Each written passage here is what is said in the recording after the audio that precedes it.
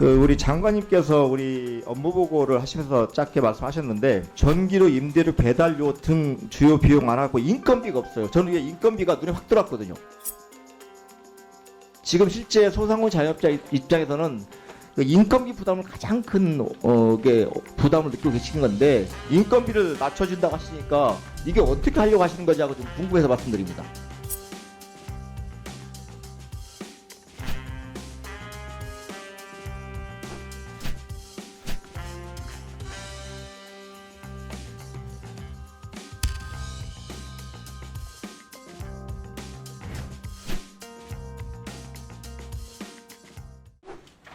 진짜로 존경하는 우리 구자군 의원님의 답변에 우리 장관님 답변하신 게 있어서 한 가지 말씀드리려고 하는데요. 우리 세수 확보를 위한 재정 정책을 준비하는 데 있어서 단기간 계획은 참 어렵다. 국가 미래를 보면서 좀 길게 좀 계획을 짜고 하면 좋겠다 이런 말씀하셨는데 이게 저는 좀 동의하기 쉽지 않은 게 당연히 가야 되는 건데요.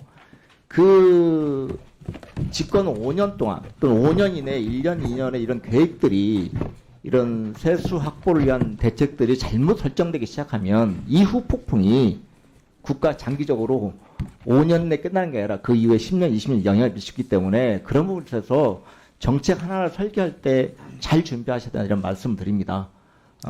어쨌든 법인세 감면이랄지 또는 종부세 축소랄지 이런 것에 대해서는 이견이 있을 수 있죠.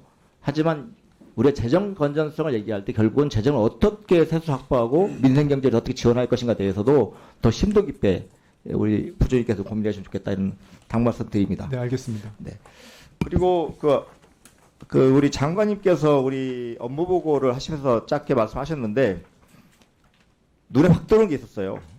고금리하에서 소상공인과 자영업자들이 가장 크게 부담을 느끼는 금융비용과 임대료, 전기료, 인건비 등 고정비용 부담을 가용수단을 총동원하여 최대한 낮춰드리겠습니다. 이렇게 말씀하셨거든요. 네네. 그래서 이제 구체적으로 우리 기조시장이 보고하실 때 이런 내용을 어떻게 할 것인가 봤는데 우리 기조시장 보고 내용에는 전기료, 임대료, 배달료 등 주요 비용 안 하고 인건비가 없어요. 저는 이게 인건비가 눈에 확 들어왔거든요. 지금 실제 소상공인 자영업자 입장에서는 인건비 부담을 가장 큰 부담을 느끼고 계시는 건데 인건비를 낮춰준다고 하시니까 이게 어떻게 하려고 하시는 거지 하고 좀 궁금해서 말씀드립니다.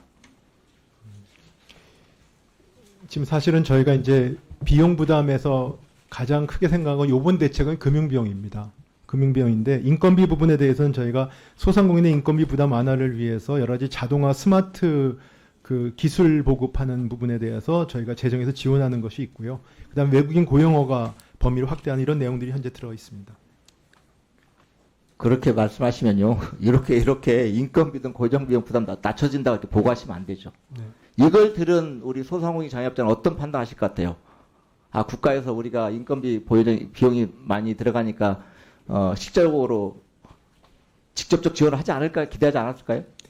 그리고 이 내용에는 없다니까요, 지금. 우리 기후시장 보고 내용에는. 네.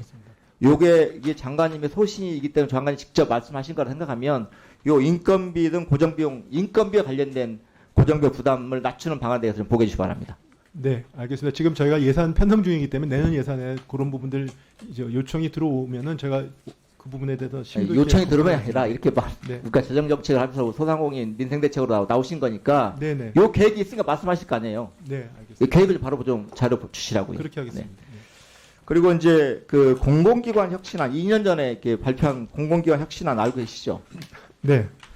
그때 이제 윤석열 정부가 출범하고 얼마 안 돼서 윤 대통령께서 공공기관 방만 경영을 철폐하겠다.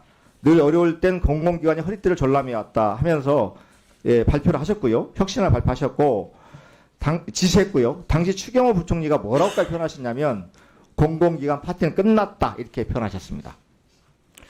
근데 이 공공기관 방만 경영 개선과 부채 탕감 필요한 건데 지금 잘 진행되고 있는 겁니까? 네, 이 부분은 저희가 그래도 당초 계획이 뭐 분야에 따른 다르지만은 추진이 적절히 잘 되고 있다고 생각합니다. 다만 지금 말씀하신 것 중에서 이제 자산 효율화 부분은 사실은 이제 부동산 경기 침체가 좀 되어 있기 때문에 네. 이 부분은 저희가 원래 의도한 것처럼 이렇게 속도가 나지는 않은 부분이 있어서요. 제가 그 부분을 면밀히 점검을 하고 있습니다. 네, 이제 당연히 그렇게 말씀하실 걸로 좀 이렇게 생각을 했어요. 뭐 공공기관 혁신 방안 네 가지를 그 목표를 세웠는데 인력 정비 분야, 그리고 업무 추진비 경비 절감을 예산 분야, 복리후생 조정 분야, 그리고 이제 자산 매각 분야 이렇게 네 가지를 설정하고 쭉 해오셨어요. 네네. 근데 어쨌든 부동산 부분은 잘 매각이 안 되고 있죠. 네. 그러면 이게 어떻게 합니까? 분기별로 점검하지 않나요? 네, 그렇습니다. 분기 점검하면 이게 보고가 돼서 이게 좀 목표를 수정한다든가 계획을 수정한다 이럴 수 있는 거 아닌가요? 일단은 뭐 한 게 있습니까? 현재는 뭐 목표를 수정하다기보다는 일단은 분기별로 점검을 해가지고 그다음에 이 적절히 이행되도록 현재 독려를 하고 있는 중입니다. 그래서 이 부분이 이제 분기별로 해가지고 저희가 나오면은 전체적으로 다시 한번 평가를 해보겠습니다. 그러니까 지금 왜 이런 말씀드리냐면 14조 5천억 원을 절감하겠다고 계획했는데 실제 이게 이제 비핵심 부동산 부분 얘기하는 겁니다.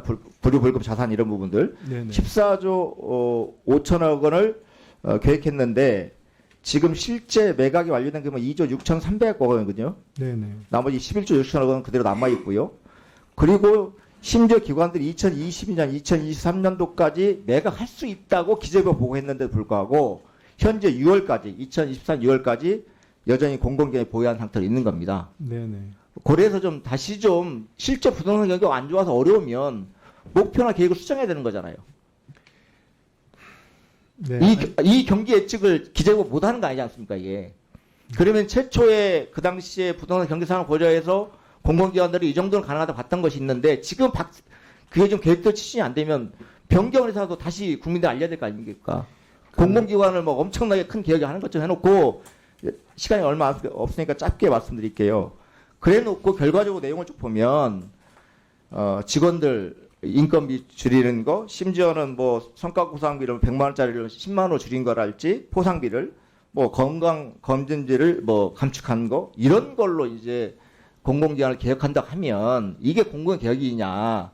실제 공공기관이 제 역할을 어느 정도 하고 있는지, 그리고 그 기능은 제대로 하고 있는지, 그 기능에 맞게 인력을 가지고 있는 것인지 이거에 대해서 구체적으로 좀 점검하면서 해야 되는데 먼저 짧은 시간 내에 계획을 보고를 해놓고 목표를 어느 정도 할당하기도 하고 이걸 통해서 하면 안 되는 거죠. 저는 보니까 이런 거 있어요. 한전에서 지금 어렵죠, 한전이. 그런데 아직도 무지유토 회원권 매각 안 하고 있거든요. 한다고 해놓고 저는 매각 안 해도 된다.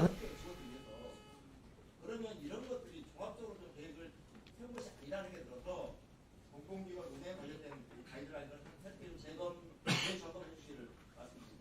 네, 간략히 말씀드리면은요. 어차피 공격경영평가부는 지금 말씀하신 내용들을 반영을 해서 저희가 하고 있고요.